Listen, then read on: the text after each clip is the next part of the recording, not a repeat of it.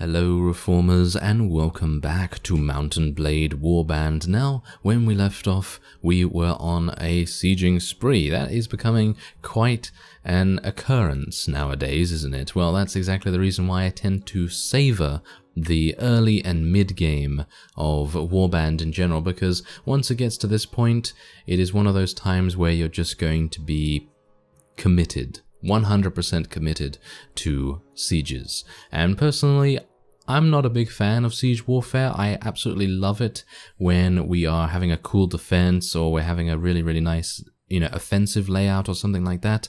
But in general, it's a pretty grindy situation, and I'm not really a big fan of grinding situations. I've had enough of those in MMORPGs over the years.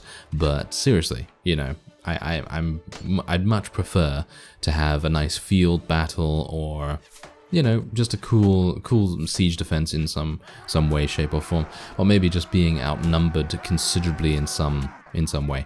So yeah, those kinds of things are a little bit more entertaining to me, but that's not to say that these sieges are unimportant, because they are very important indeed.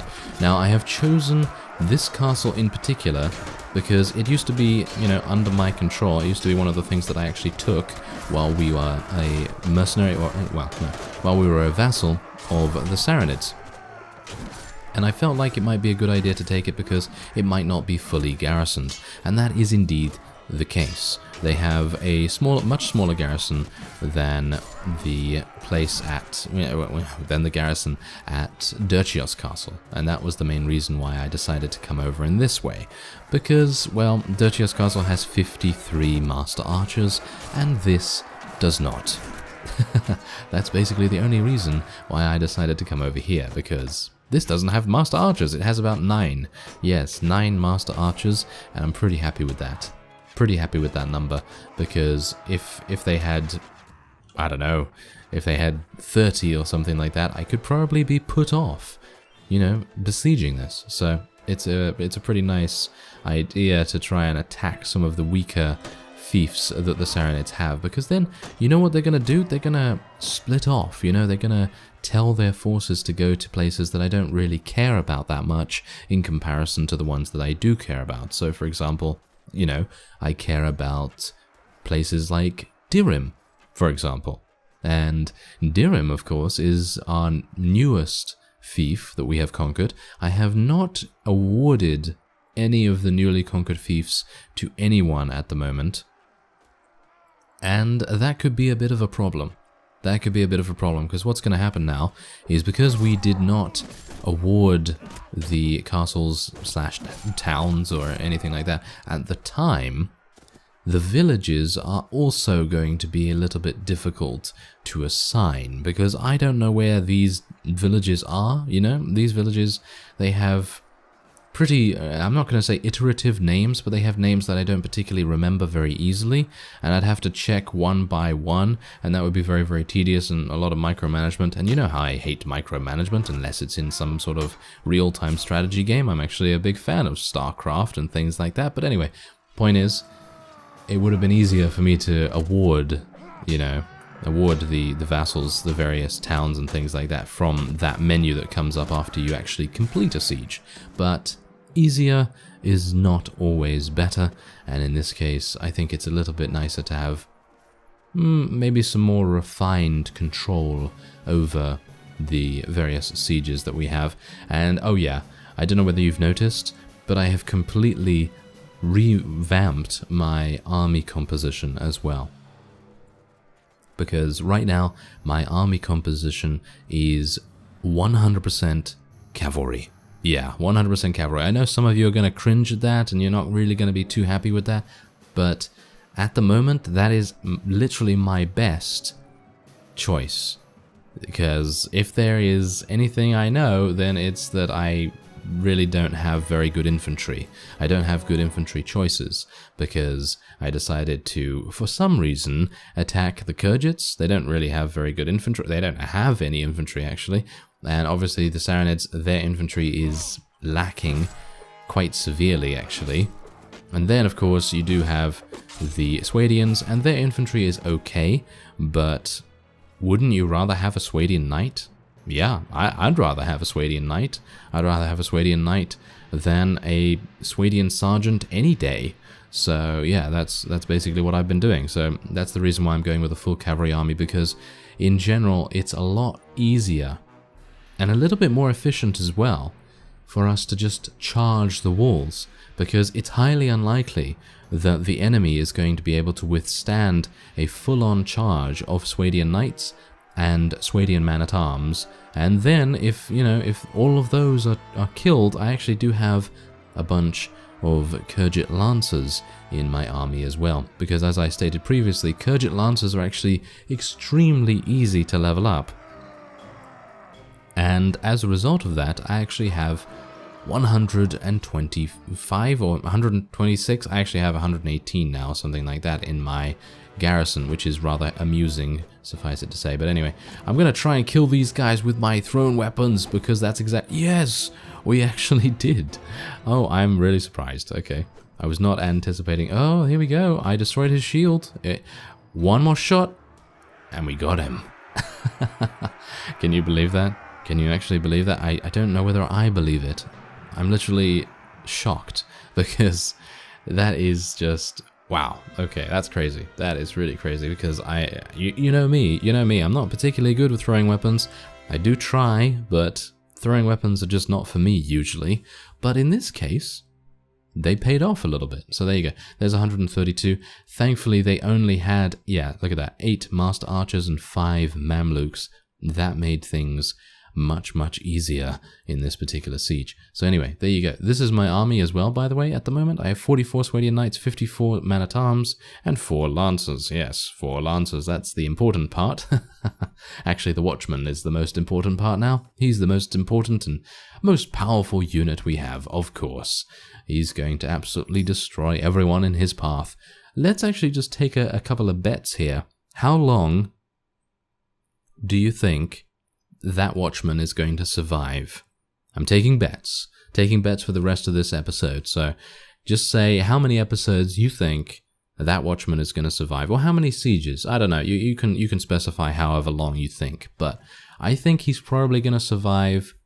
Let's say I think he's going to survive 3 sieges and 2 field battles, and then he's going to die in the 6th, whatever we do, whether that be a siege or whatever. So yeah, I'm saying that he's going to die in the 6th engagement, whatever that may be, and we'll see if that actually happens. And yeah, so take your bets, see if you agree with me, or if you want to take your own bet. Anyway, we're going to go over to Almera Castle now, because Almera Castle is, oh yeah, they are still wanting peace really badly. We are not going to give it to them, not yet. We want to further just punish them, basically. We want to punish them for daring to extend out to Tyr. I mean, just look at how crazy they got. They literally took Tyr from the Nords. I am extremely surprised that they were even able to hang on to this, because the Nords in general are very, very good, aren't they? They're very good. And the Nords have pushed out and taken Praven, which is even more strange.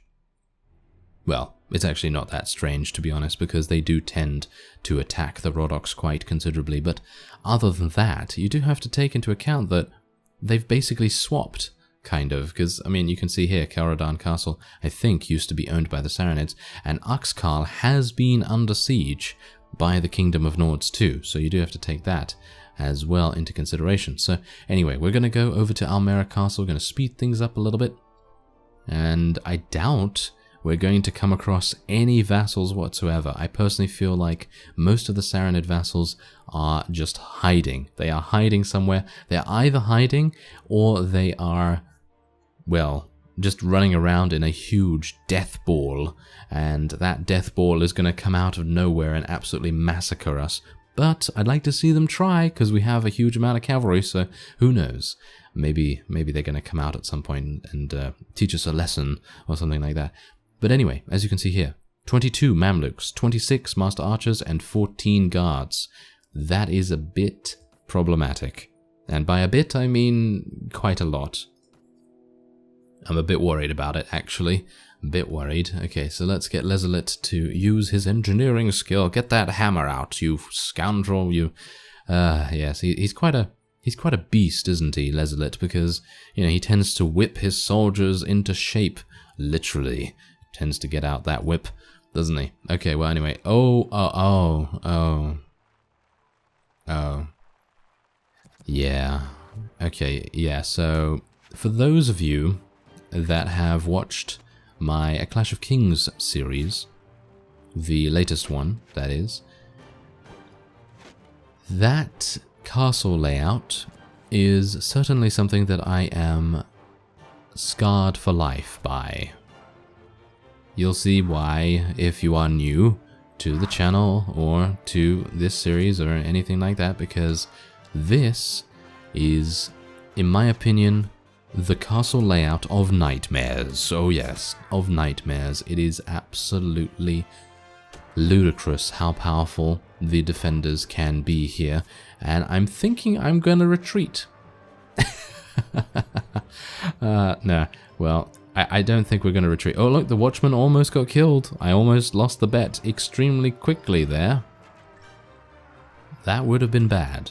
That would have been bad. I don't even know what anyone is going to win if they do, if they do actually end up winning the bet. But anyway, let's just see if I can actually do some damage here. Okay, come on now. Could you at least? Are you serious? Come on now, Barney. Come on now. You can do. There we go. That's what we like to see. Okay, so there is a bit of an invisible wall there. Oh, I really thought I hit him in the head. Okay, so are we doing well? Are we doing well here? Now I know the reason why the garrison is so little. I'm going to have to retreat immediately. That is a bit too much for my liking. I mean, just look at how many casualties we sustained.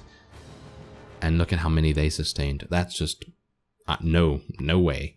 No way, no how. Thank you very much. And what's hilarious about this is that they only have 84. Well, technically they only have 94 or however many they had initially, but oh my, I am not pleased. Certainly not pleased. Wow, okay. I'm getting more tempted to say yes to that peace agreement actually, but I think at the moment we're probably just going to keep bombarding them with attacks. Let's see what happens here. Weyer Castle. Weyer Castle has 169. They have 45. 45 master archers. No, thank you. Ah, it's literally like I am going to dinner, and I'm going to dinner at someone's house or whatever, and I'm just like, oh, Brussels sprouts? Oh no, thank you. Ah, well, I don't actually mind Brussels sprouts to be honest, but the point is, you know, I'm getting something, you know, and then I'm just like, oh no, I can't possibly. I don't know why. Okay, well anyway. We're going to be making our way over to Yamayed Castle instead, and then we're going to see whether that yields better results. Let's have a look. I have a bad feeling that most of their castles that they have had control over for a very long time, for example this, 41 master archers. I'm going to try it. It's a siege tower.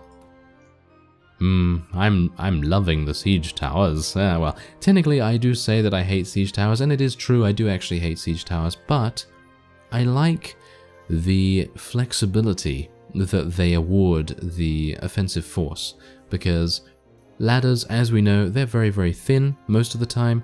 They usually are only 1 in number, so it's very, very difficult to use them with a primarily infantry/cavalry force. Obviously, if you are primarily fielding archers or crossbowmen or something like that, then it's a little bit easier to have ladders because it's quicker to build and you don't really need the space, because obviously you do have, you have ranged combat, so obviously you're not going to need anyone to go up them, said ladders.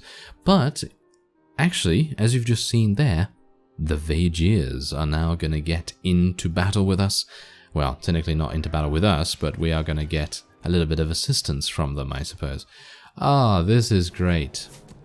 Okay, so this is also one of those castle layouts that has featured in my A Clash of Kings series.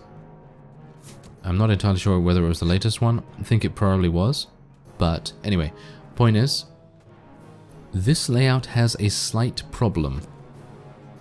Now, the problem might be fixed in native. I'm not entirely sure if it is, but the problem consists of us moving the siege tower all the way to the wall, and then when our units attempt to get over into the wall, well, should I say into the battlements, it is unfortunately not possible because of some weird glitch / bug kind of thing. I think it's a problem with pathfinding, because the AI thinks that there is no further, ground to speak of, and then they just stop and they don't actually go any further. It might be a problem with a Clash of Kings because, maybe something is a little bit janky with the mod, which I don't personally think that is the case, because it's very well polished.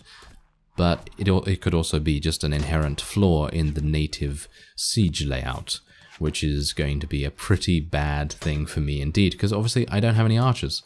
So I can't possibly weaken the opponent by doing anything, so I'm just going to have to wait and see what happens. Alright, so we are almost ready to begin scaling the walls. I think we're actually ready very, very soon. Yeah, we're very, very close.